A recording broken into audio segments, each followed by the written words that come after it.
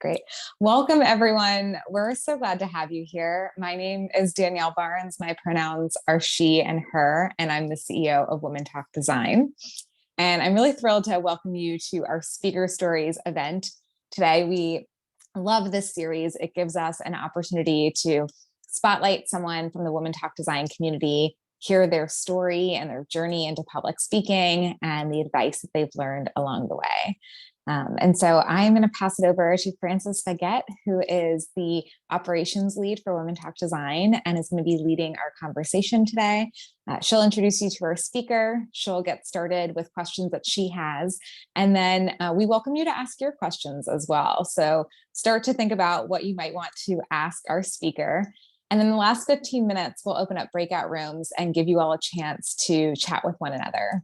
We think it's really important to be able to meet other folks from the Women Talk Design community. And so we'll give you a chance to do that. So without further ado, Frances.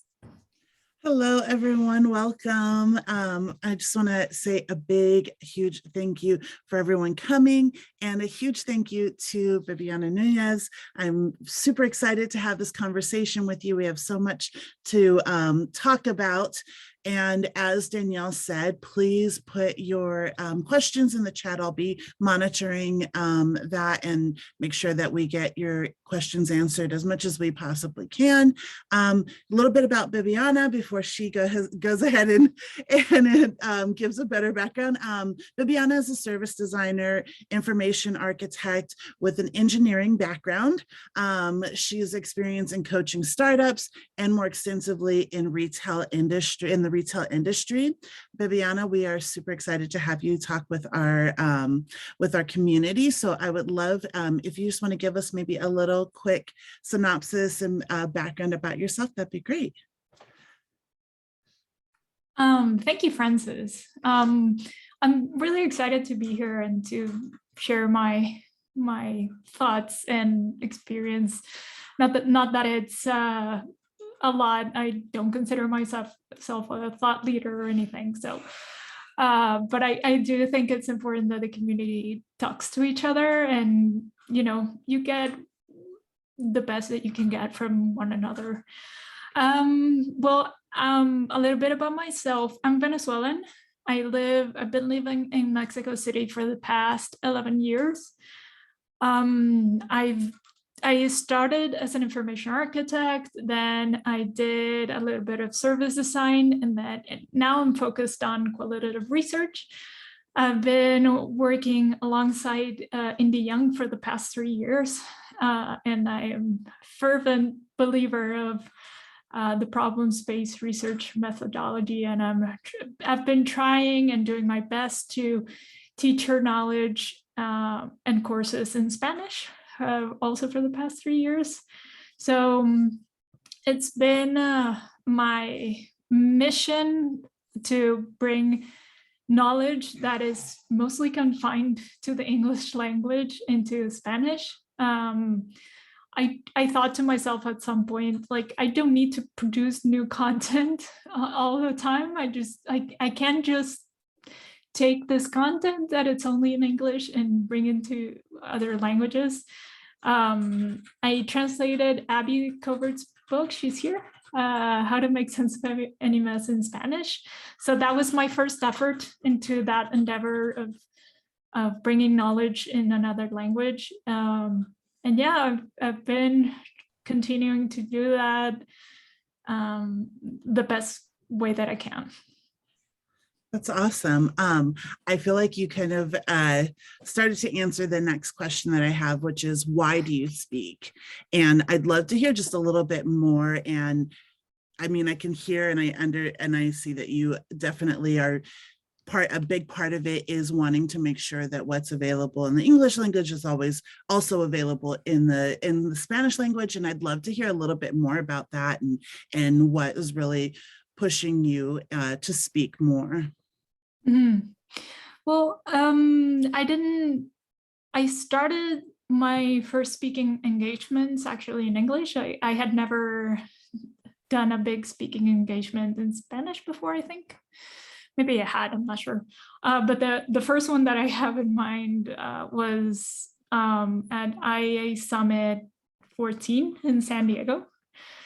That was my first speaking engagement. And the reason why I did it, I used to think that I had nothing new or valuable to share, like the community already knew everything that there was to know, and that I would never be on par with other people there that were speaking, that what I knew was something that everyone already knew. So the first time I thought to speak at a major event was because I wanted to add to my resume. I wanted to be relevant. That was my first motivation. So I was like, okay, I'm going to give it a try. I still did not think that what I had to say was anything new. But I went for it. And as that happened, my reasons for speaking changed. It was not anymore about being visible. It started to become about sharing knowledge. And I knew that I had something valuable to share after that speaking engagement. Like, I noticed that people found it valuable, and that was like the thing that changed it for me. I got feedback like, wow, I didn't know this. I didn't think that you could link this to that. And I know I got some great feedback. I was like, oh, maybe what I have to say is valuable to someone out there. It doesn't have to be valuable to the entire community. I don't have to be groundbreaking. Whatever I have to say, it will be valuable to someone. So that's motivation enough to continue doing it. That's very cool. I love that you that it changed after having that first speaking engagement, that your ideals and why your inspiration, I guess, or motivation to speak has changed, and just wanting to share that knowledge, which I think is awesome. So the knowledge that you're wanting to share at this moment, like what are the subjects and topics that are most interesting to you to talk about? Or is there something on the horizon that you're working on? What gets you all fired up? Right now it's research. I'm so into that, understanding people and then creating a strategy for a business based on that understanding. It's like the thing that I really love doing. And it's one, I've been discussing this topic with some members of the community, and it's something that we started calling like proactive research.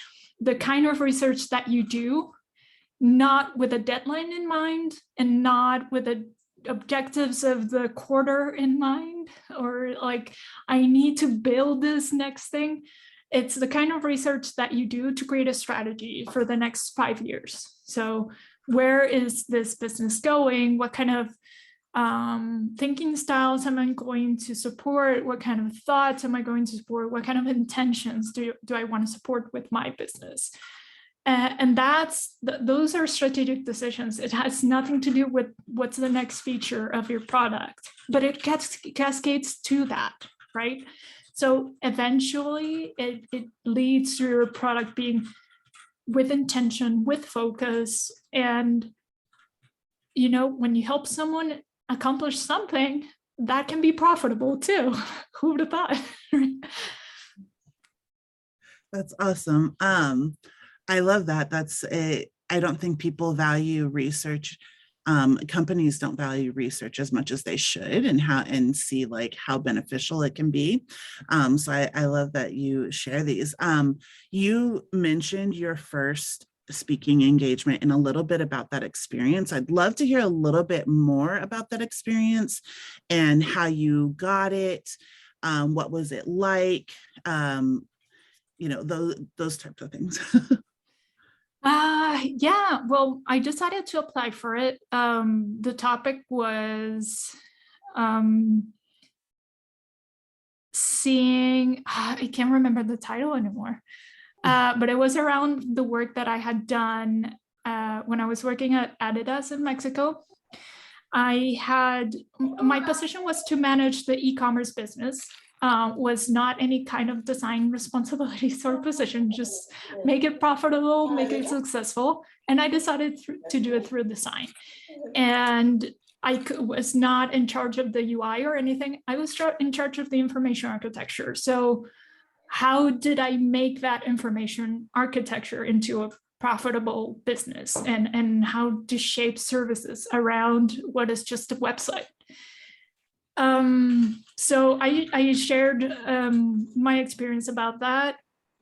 I thought at first I just wanted to be part of the community, and I thought speaking was a way to do that. I was not fully confident that what I had to say was important. Oh, thank you. UX without UI. Thank you.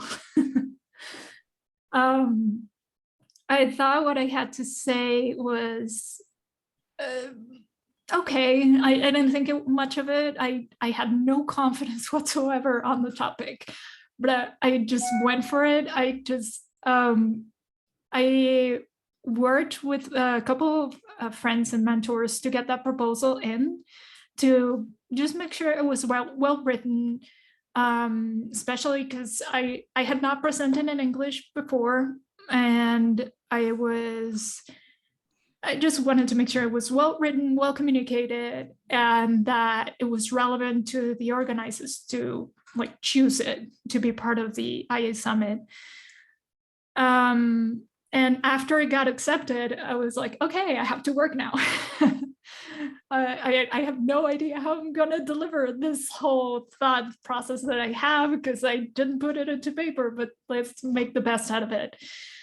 And during the day, listening to the other talks, there was one talk in particular by Jorge Arango, where he usually has this talks where it's very high level. It's not focused on case studies or anything practical.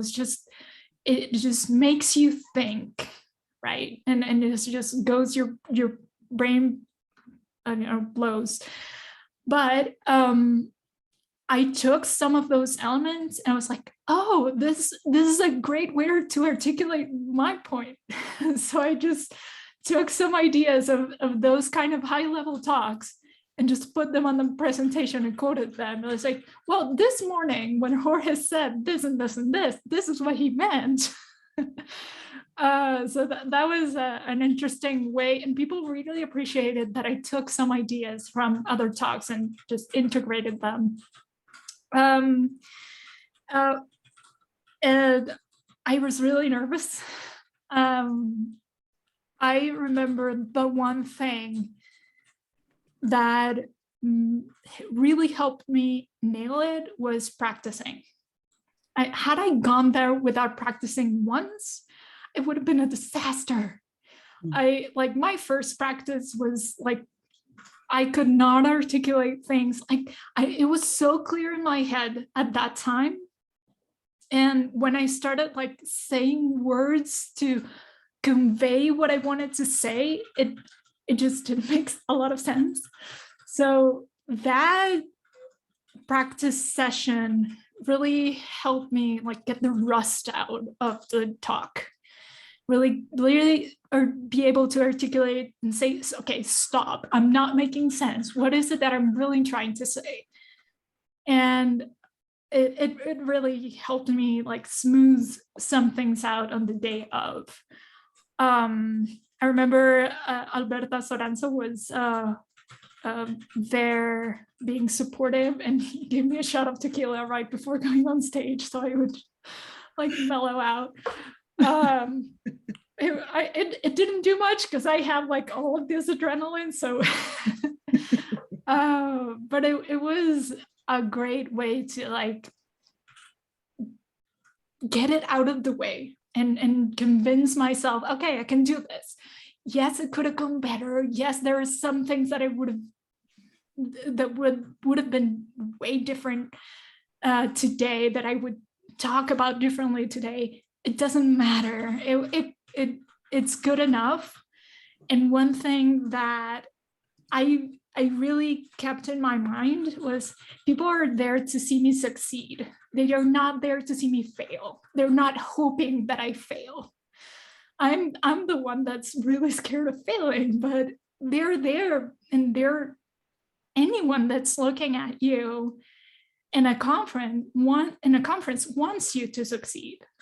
They're not there to see you crash, basically.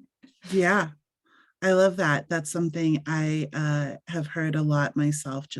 I act, and that's what you're told all the time, that casting directors are not, they would like for you to make their day shorter and easier for them by being really good.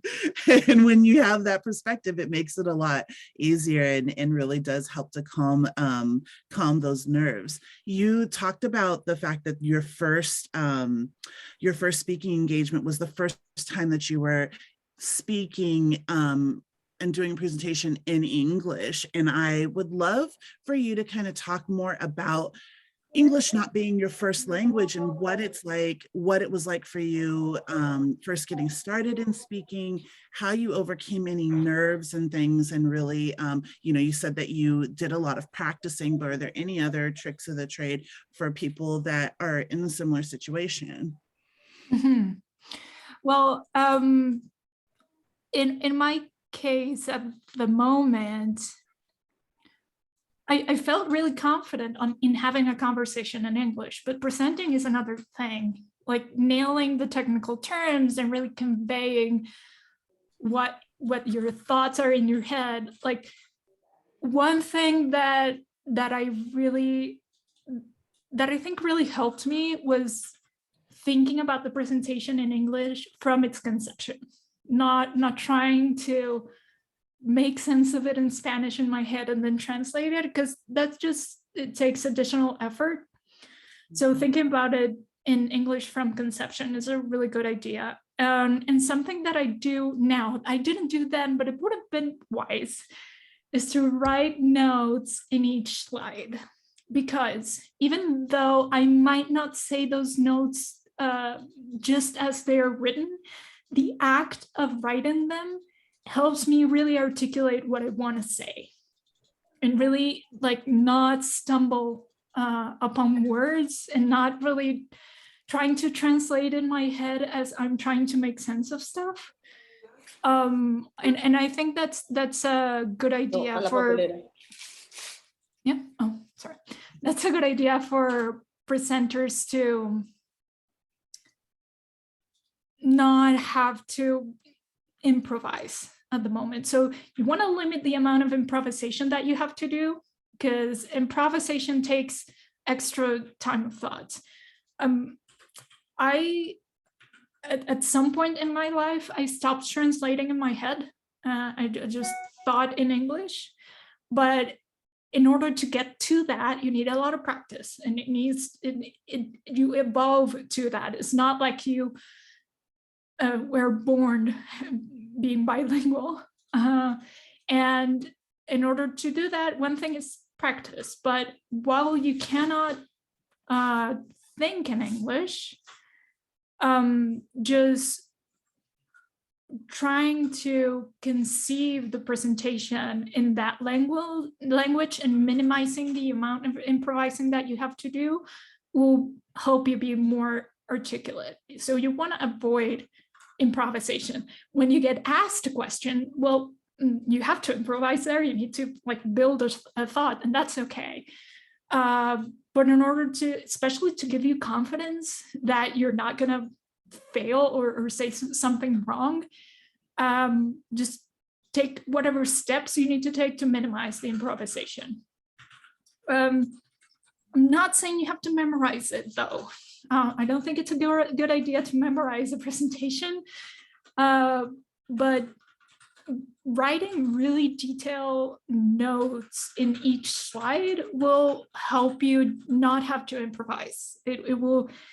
You will be able to articulate your thoughts as you wrote them without even knowing. You don't have to memorize them. As you're talking through your slides, it'll come out as you wrote it. just because you did that act of translated whatever made sense in your head into something that's understandable to other people.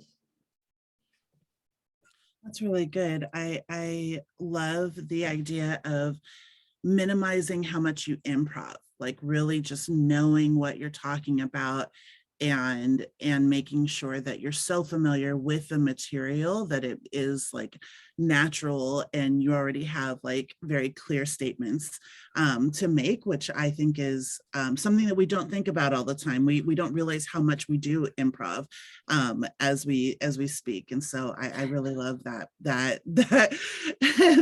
note. That's a really good little tidbit. And also, sorry, yeah, just to add a little comment there is a scene in Modern Family that Gloria says, you don't know how smart I am in Spanish. And that's it, because in your native language, you have the capacity to like think on your feet. Mm-hmm. And as you practice a second language, that you will come to that eventually, but you know, you can't get there by not practicing. Like you have to practice to get there. While you get there, you need to like mitigate. Yeah. Yeah, that's really helpful. I love that, Modern Family. It's a good quote. I love that show. I'm just going to ask a couple more questions. And before I do, I just want to share with everyone, please, if you have any questions, and I see one popped up or a couple popped up, and we'll go ahead and answer those. I'm going to ask one more question, and then we can go ahead and we'll move on to questions from you all in the audience, and we'll keep going with the conversation. So my next question is, have things gone wrong in your talks? Like as you're giving a presentation, you know, all sorts of things can happen. Has that happened? Have things gone wrong for you while you're teaching? And then how did you deal with it? I have some recency bias for that. I remember like the most recent events where that has happened. I'm pretty sure something more horrible has happened in the past, and maybe the reason why I don't remember is because I blocked it. But recently teaching, I had one slide come up that did not correspond with my next idea. It was like I messed up. I overlooked that slide and I needed to change it. And at first I felt ashamed to my students, like, oh, I had one job and I did not do it. But you know, people are very forgiving when it comes to that. I just say, oh, this was a mistake. This is what I really wanted to say. And you know what? You just need to move on, because if you dwell on it, it just like takes over your entire mind to dwell on it, and you don't teach the rest of the content correctly. So it's like, this was a mistake. You will get the fixed presentation in as soon as we're done, and just mitigate on that moment, mitigate the impact, say what it is that you wanted to say. I remember also doing like taking the whiteboard tool from Zoom. It was like drawing on my mouse, this is what I want to say, like just improvising at the moment, and not stick with what I wanted to do with that slide, but just, okay, what is it that I can do right now in order to communicate this idea correctly, regardless of whether it's not perfect or not the way I would love it to be, and focus on that, not dwell on why it's not working. I haven't had the dreadful not having your slide deck available, but I do think writing notes in your slides and knowing your content from top to bottom, it's the key to making that happen. I really hope that doesn't happen to me ever, but with every piece of content that I present, I'm pretty sure I would be okay delivering it regardless of slides. But you know, if you don't have slides, you need to improvise. So at that point, you think to yourself, how could I make this content more engaging? And how can I substitute the slides in some way so that people don't get bored? Yeah, that's how the hypothetical way of how I will go about it. But in general, it's just the strategy of trying to not dwell on what went wrong. I love that. I love that it all kind of ties together in the sense of making sure that you know, as you said, know your content from top to bottom, because then it does make it a little bit easier as things get messed up, your slides freeze or what have you. If you know that content as well as you should, then you're going to be it's going to be a lot easier to pivot and adjust and be flexible in your presentation to really like make up the difference. So I love that it all kind of ties together. And because we're still on the same topic, I'd love to read out this question that we have from Alicia. It says, do you do the same thing when you are preparing to share out research findings? Do you add your notes to your slides to remember all your points? Totally, especially if it's a business team and someone not within a design community. I write detailed notes and rehearse because there are several reasons for that. One is I want to make sure that I get the point across. So I will have the tendency to speak in a designy way or designy terms. And if my audience is not a design audience, I need to adapt that and I need to like articulate it properly. I don't think improvisation is a good way to articulate properly the stuff, right? And the other reason is because sometimes the thoughts in my head get very smushed. Like they all might make sense, but when I'm speaking, it seems like I go back and forth and it doesn't make sense to the other person, especially if I haven't like spoken it before, regardless of writing it or not. If I haven't said this speech before and I'm just coming at it from zero, I'll have a great chance of failure to communicate what I want to say, especially if the audience is like has very short attention spans and like just wants things fast. I try to make everything that I can't or do everything that I can in order to avoid that. So even like for this session here, I got the questions beforehand and writing them down and being able to articulate them properly really helped me. I'm not reading them, but like the thoughts in my head make sense now and they have an order. So I think for people that have a little bit more challenge with that, as I do, it's a really helpful way to mitigate that. That's great. I have, let's see, we've got a couple more questions. So which is the best advice you can give to start in this world, and just like you said, to go to success? I think I don't know that it's a great advice. It's the best advice. One is to if you have imposter syndrome, you really won't stop believing or stop believing that what you have to say is not valuable. And what I mean that you will always have those doubts, like what I have to say is it's not everybody knows this already. If you can overwrite that instruction, you will still believe it, and that's okay. Eventually, you'll come to realize that what you have to say is valuable, but overwrite that instruction, even though you still believe it, go for it and see how you do.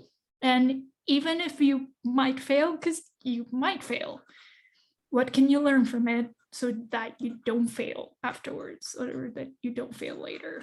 So it's okay to fail. Maybe if, like, I mean, I started with a 700-person event, but you don't have to do that. You can start with small events and start building your confidence, and maybe go to a big one. I would say don't be afraid to apply, but you can't not be afraid. Like, if you have that feeling, you cannot stop feeling it just because it's there, but you can overwrite that, like act in spite of the fear. Submit and lean on the community to support you, to give you feedback. You don't have to go at it alone. You can just talk to people that you trust, that you don't feel judged by or embarrassed if they give you feedback, and rely on them to improve those proposals first, and then rely on them to prepare your presentation in order to make it successful. So at this point, you want to maximize the chances of success. And on the day of, the best of advice I've gotten was from Adam Polanski. He told me to breathe. Speaking fast is not necessary for a presentation. When you think you're speaking slow, you're speaking at the correct pace. So think about that to yourself. At the moment of the presentation, just breathe, take a chance, just speak slowly. That's okay. If you want to be understood, you're not there in a sprint or race.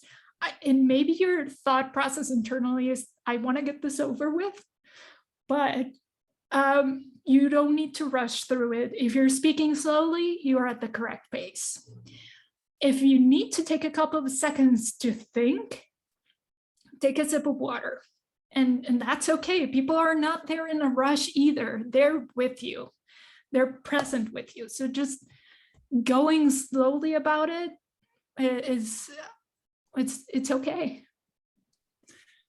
Those are great pieces of advice, and thank you, Daniela, for asking the question. It was there's a lot of great advice that you can use across the board. I really enjoyed that. We have another question from Danielle. I'd love to hear more about your experience organizing a conference and the impact it had on your speaking.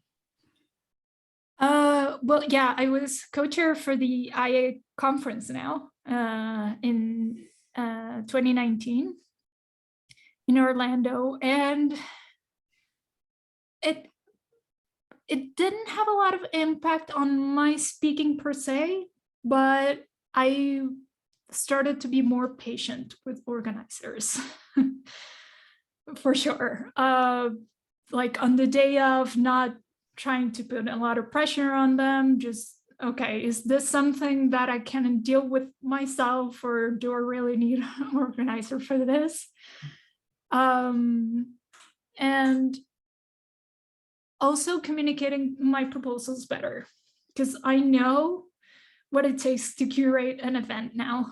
So, okay, what is it that the organizer needs to know from me in order to make this decision? And what is the theme of the conference? And is my proposal aligned with that theme? Mm-hmm. So it just gave me additional perspective as to how to improve the way I write proposals. Very cool.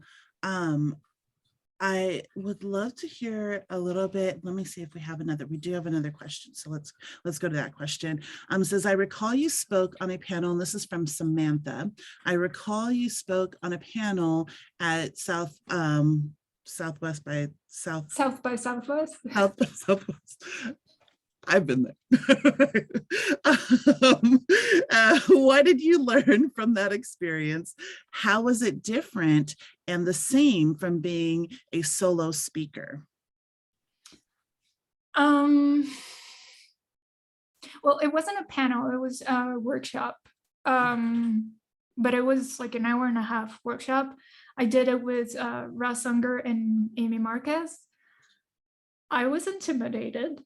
I mean, I've worked with Amy before. She's still like a rock star in my mind.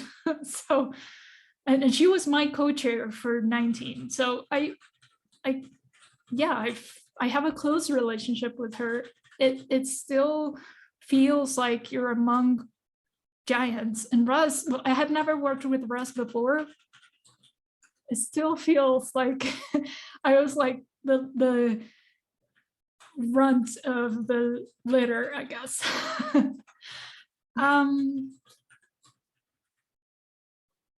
They were extremely supportive of me, and that was a game changer. Like, they sensed my confidence waning, and they still like helped me overcome that. At that point, like, I remember we were sitting at a table at the hotel like the day before. I was kind of irritated because I told them, like, we need to plan this. I don't want to rush the day before. And there we were. and I was like so stressed out, and they were so kind to me and provided actionable feedback that I could I don't know, change or change the way that I was speaking to make it more clear and to transmit confidence to other people. Yeah, I was a little bit intimidated at first, but we've been reworking this workshop in order to make it bigger and a little bit more hours, more activities, and I feel them as my partners now. So they're great people to work with.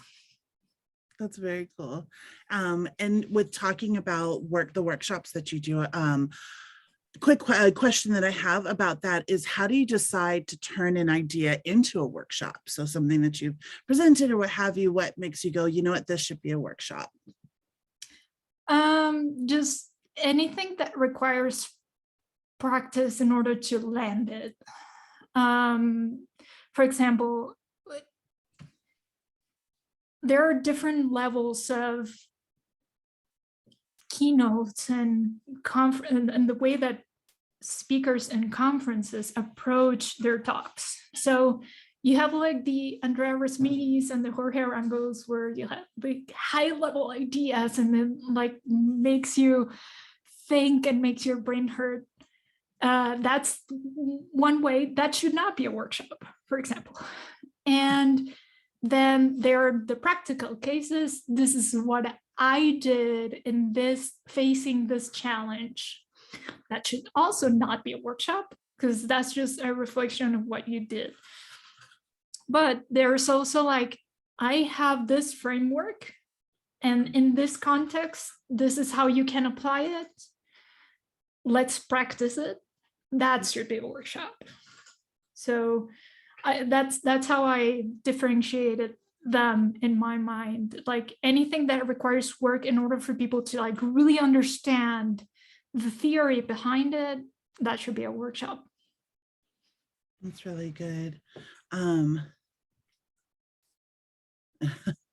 That's a really good point in like how you decide what should be and what shouldn't be. And as we kind of wrap up, we're going to be going into breakout rooms soon so that we can chat and say hello to each other and meet some new other people in our community. But before that, I just want to ask one last question. And you did give us a lot of advice, but if there was someone that was just brand spanking new and is just starting out and they are like, what do I do? What's a piece of advice that you would give them?